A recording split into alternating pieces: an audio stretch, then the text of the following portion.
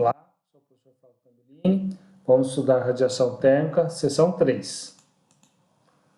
Aqui está a tabela do comprimento de onda vezes a temperatura, micrometro vezes Kelvin, tá? E nós temos aqui o F, isso aqui é aquela fração do poder emissivo de 0 a lambda T sobre o poder emissivo total de um corpo negro, que é o sigma T a quarta, que é igual à integral de 0 a infinito de EB lambda d lambda, ok? E aqui nós temos a intensidade de radiação do corpo negro num determinado comprimento de onda sobre sigma T a quinta, beleza? Bom, então nós temos aqui os valores, por exemplo, esse valor aqui de 7.000, tá? Significa que essa fração, esse F, ele vale 0,808,109. Ou seja, 80,8% da radiação ela está sendo emitida de 0 a 7.000, ou de 200 a 7.000, tá? Só que lambda vezes T, tá? Tem que converter para o lambda aí para a gente saber. Depende da temperatura, tá? E a intensidade de radiação, tá? Espectral, ok? Vale 0,183, 534 vezes 10 a menos 4, tá? Essa intensidade ela tem o máximo, depois ela vai diminuindo, ok? Bom, depois a gente vai ver um exercício sobre isso, como a aplicação dessa tabela e das propriedades, né, desses valores aí. Bom, emissão de superfícies reais, tá? Então, ó, nós falamos até agora de corpo negro, tá? Aqui nós temos o poder emissivo espectral, ou seja, o poder emissivo em função do comprimento de onda, tá? Aqui nós temos o corpo negro, essa curva azul, ok? E a superfície real, essa vermelha aqui, tá? Ela vai ter um poder emissivo menor que o de corpo negro, porque nenhum corpo emite mais que ele, né? Na mesma temperatura, tá? Então, a gente define emissividade direcional e espectral, E lambda θ, como a intensidade, né, desse corpo, tá, real, dessa superfície real, sobre a intensidade do corpo negro, ok? Nós temos também distribuição direcional, ok? O que é uma distribuição direcional? Tá? É que no corpo negro, essa intensidade de radiação, ela é igual em todas as direções, ela é difusa, tá? Já para uma superfície real, ela é menor, tá? Ela pode ser difusa também, tá? Ou não, no caso, ou não, tá? Mas a intensidade de radiação vai ser menor que para o corpo negro. E aí nós temos a emissividade direcional total, tá? O epsilon θ aqui, tá ok? Então vai ser a intensidade de radiação total sobre a intensidade do corpo negro, tudo para a mesma temperatura. E a emissividade hemisférica espectral, ou seja, em todas as direções, ok? O epsilon lambda é o E lambda, o poder emissivo espectral do corpo, sobre o poder emissivo total do corpo negro, tá? Então, ó, o epsilon, tá? Agora, a emissividade total, no caso de um corpo, é definido como o poder emissivo total desse corpo sobre o poder emissivo total do corpo negro, ok? Então, e a emissividade em cima, ó, olha só, essa emissividade espectral é função do comprimento de onda. E o EB lambda também, tá? Só que isso aqui é do corpo negro, ok? A distribuição direcional é a emissividade total. Aqui é um gráfico mostrando que essa emissividade é diferente para condutor e não condutor, ok? A emissividade de um condutor aumenta muito perto do ângulo de 90 graus, tá? Perpendicular à superfície, tá? E do não condutor praticamente não varia muito com o ângulo, né? Só perto dos 90 graus costuma ser menor. Então, ó, para θ igual a 0 grau, aqui, ó, 0 grau é aqui, ó, 90 graus em relação à superfície, nós temos a emissividade normal. Então, para o condutor, a emissividade sobre a emissividade normal é praticamente em torno de 1. Então, ou seja, para o condutor também não varia muito.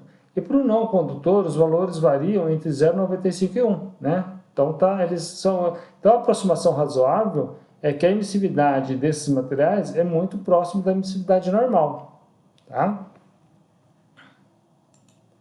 Bom, aqui nós temos a emissividade espectral de alguns materiais, tá? Por exemplo, vamos ver aqui do óxido de alumínio a 1400 Kelvin, tá? Então aqui nós temos o comprimento de onda, tá? Em micron, tá? Então ele é bem baixo aqui, 0,2, depois sobe, tem um valor máximo aqui quase de 1, depois cai, tá? E temos outros aí também, tá? Só para ter uma ideia de vocês verem, tá? Do aço inoxidável por 1800 Kelvin, né? É um decaimento linear nessa curva aqui, logarítmico, né? Aqui não, né? Mas assim, olhando aqui, é mais ou menos um decaimento linear, ok?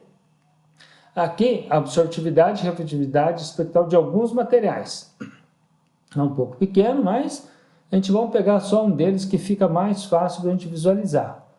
Vamos pegar aqui a tinta branca, tá? Então, ó, aqui a refletividade da tinta branca, tá? Essa refletividade aqui, por exemplo, em torno de 0,9, tá? A absortividade é ao contrário, é 0,1, ok? Um é o inverso do outro, ok? A transmissibilidade espectral de alguns materiais, né? Por exemplo, vamos ver um aqui, o quartzo fundido, né? De 6 milímetros. Então está aqui a transmissibilidade, né? Muito próxima de 1, depois ele cai bastante, ok? Claro, tudo em função do comprimento de onda. Então, vamos ver agora a lei de Kirchhoff. O que ela diz? Né? Ó, um pequeno objeto em um grande recinto isotérmico em que nenhuma superfície real pode ter um poder emissivo superior àquele de uma superfície negra, a mesma temperatura. Tá? A partir da definição de emissividade hemisférica total, o balanço de energia deve ser satisfeito. Bom, então qual que é esse balanço de energia? Bom, vamos ver. Aqui, ó, SG é a irradiação, tá? Ou seja, a radiação que chega a esse objeto A1, tá? E ele vai ser absorvido, então alfa1 vezes G vezes A1, tá? Esse G em watts por metro quadrado, então o que é absorvido vezes a área. Menos o que sai, né? Menos o que é emitido, né? Que é o poder emissivo, a temperatura TS vezes A1, isso tem que ser igual a zero, tá? Então, ó, esse G, o A1 a gente vai poder cancelar, porque a área é igual, tá? E essa absortividade, né? Já que tudo chega nele, ele vai agir como se fosse um corpo negro, ok? Que vai ser igual à emissividade desse corpo, desse objeto 1, tá? Bom, vamos lá. Essa emissividade aqui é emitida por essa superfície TS aqui, ó, da vizinhança, tá? Por isso que está aqui TS, tá? Então, esse aqui age como se fosse um corpo negro, beleza? Então ó, a emissividade emitida por esse objeto, né, o 1 aqui, tá? Que também vai estar TS, tá? É igual a emissividade ε1 vezes o poder emissivo do corpo negro, tá? Então, só que o E1TS é o alfa1 e BTS, que é igual ao ε1 e BTS. Então, ó, a absortividade é igual à emissividade, tá? Então, ó, para qualquer superfície no interior do recinto, nós podemos igualar as duas de forma o total, a absortividade com a emissividade espectral e a absortividade com a emissividade, além dela ser espectral, né, em cada direção, né, variando com θ, beleza? Bom, vamos continuar por aí. A questão é, de acordo com as definições de propriedades hemisféricas espectrais, o seguinte, a igualdade será válida, ou seja, a emissividade espectral pode ser considerada igual à absortividade espectral? Vamos ver, né? Como que, aí no caso, quem que tem que ser igual a quem? A absortividade que varia com comprimento de onda e com o ângulo tem que ser igual à emissividade que varia com o comprimento de onda e com o ângulo, né? Um passo antes, tá? A equação do slide anterior pode ser aplicada quando? 1. A irradiação for difusa, ou seja, a intensidade independe de θ e φ. E a superfície é difusa, tá? São independentes de θ e φ também, tá? O alfa lambda θ e o epsilon lambda θ. Então, aí podemos considerar que essas superfícies a gente pode igualar esses dois valores aqui, o alfa lambda θ e o epsilon lambda θ, tá? Que vem com a questão da definição de superfície cinza, tá? Bom, então a superfície cinza, a primeira condição é uma aproximação razoável para muitos cálculos em engenharia, e a segunda condição razoável para muitas superfícies, principalmente para materiais não condutores de eletricidade, né? Nós vimos lá no gráfico que a emissividade não varia muito com o ângulo, ok? E aqui, a da engenharia, é uma questão das emissões serem difusas, tá? A questão do processo ser difuso, beleza? Bom, superfície cinza. Então, nós vamos lá, admita a existência de uma radiação difusa ou de uma superfície difusa. Vamos ver quais são as condições adicionais que devem ser satisfeitas. Então, ó, podemos falar que a emissividade total, agora total, hein? Não mais a espectral. A emissividade total pode ser igual à absortividade total? Né? Quando que isso vai ocorrer? Né? Quando a absortividade espectral, um anterior antes, é igual à emissividade espectral, que é a equação do slide anterior que pode ser utilizada. Então, ó, a irradiação corresponde à emissão de um corpo negro com temperatura superficial T, em cujo caso o G lambda, né, a irradiação espectral é igual à radiação espectral de um corpo negro com um determinado comprimento de onda. Tá? E a irradiação vai ser igual a de um corpo negro. E 2, a superfície é cinza, tá? Alfa e epsilon, alfa lambda e epsilon lambda são independentes de lambda, ou seja, não depende do comprimento de onda, tá? Qualquer comprimento de onda, esses dois valores vão ser, podem ser aproximados, tá? Ou quer dizer, ou se eles são constantes. Então, ó, superfície cinza, a primeira condição corresponde à lei de Kirchhoff.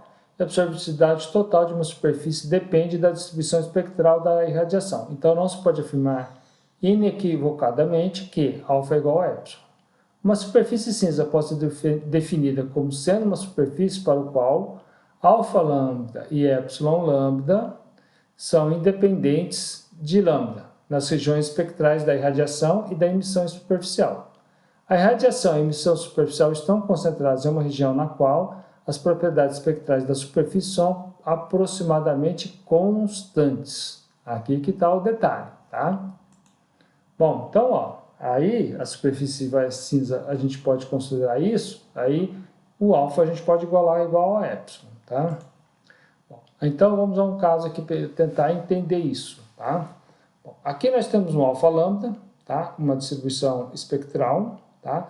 Até lambda 1, vamos dizer que é 1, de lambda 1 até 1 lambda até para frente, ele vale praticamente zero, tá? E aqui, a irradiação tem essa distribuição, tá? O G lambda, tem uma distribuição aqui, e aqui tem outra, tá? Aqui é para outro lambda 2, tá? Então, ó, percebe-se que se a gente quisesse aplicar a questão da superfície cinza, igualar o alfa com epsilon, aqui, essa absortividade aqui, ela tinha que ser constante, tá?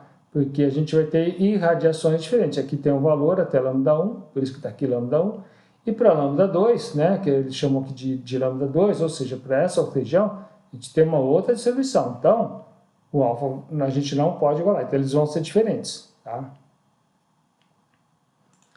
Agora, outra situação. A condição pela qual a condição de superfície pode ser assumida, tá? Então, aqui nós temos um epsilon que é igual a alfa lambda, tá? Então, aqui ele é praticamente constante de lambda 1 a lambda 4. A irradiação, ela acontece de lambda 3 a lambda 4, ou seja, dentro dessa região que é constante, no caso o alfa, tá? E o poder emissivo dessa superfície acontece de lambda 1 a lambda 2, dentro dessa região onde o epsilon lambda é constante. Então, o alfa lambda é constante de lambda 1 a lambda 4, tá? O G lambda é constante de lambda 3, ele acontece de lambda 3 a lambda 4, tá? Então, beleza. O epsilon lambda é constante de lambda 1 a lambda 4 e o epsilon lambda acontece de lambda 1 a lambda 2. Então, nesse caso, a gente pode considerar que a absortividade é igual à emissividade, beleza? Então, vamos fazer um exemplo que eles não são iguais, são diferentes, ok?